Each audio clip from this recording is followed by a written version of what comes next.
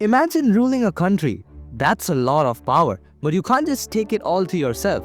Otherwise, people would think you're very corrupt. So you have to share power. Power sharing basically means the distribution of power among different people. Now that we got over the boring part, let me tell you 3 stories. Belgium. In Belgium, there were 3 groups of people. So in 100% population, there were 59% Dutch speakers, the majority, 40% French speakers, the minority, and 1% Germans who were just chilling there. Now this is the nation's overall population. But things were different in Brussels, which was the capital. The overall population inside the capital was dominated by the French-speaking people. Inside the capital, there were 80% French speakers and 20% Dutch speakers. So in the country, there were more Dutch speakers, but they had less power because there were less of them inside the capital.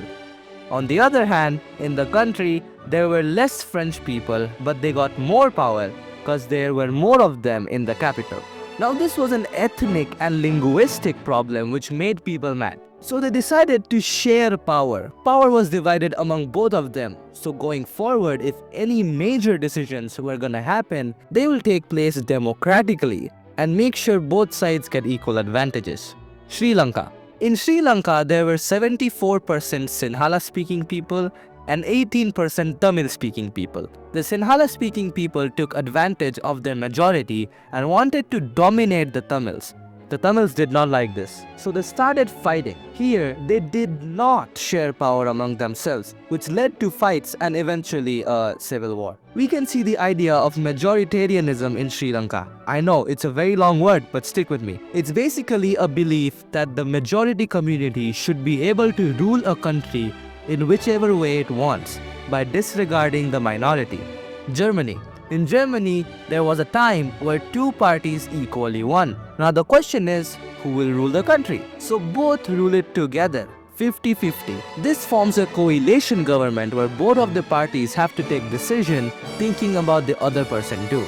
In this, we can see power sharing again. Now that the stories are done, there's a big question. Why is power sharing desirable? The answer of this question is in 2 ways, prudential reasons and moral reasons. The prudential reasons are, power sharing reduces chance of conflict, it is used to ensure political stability, and it brings a better outcome. Moral reasons are, the citizens rule themselves, which is cool, and power sharing is very spirit of democracy.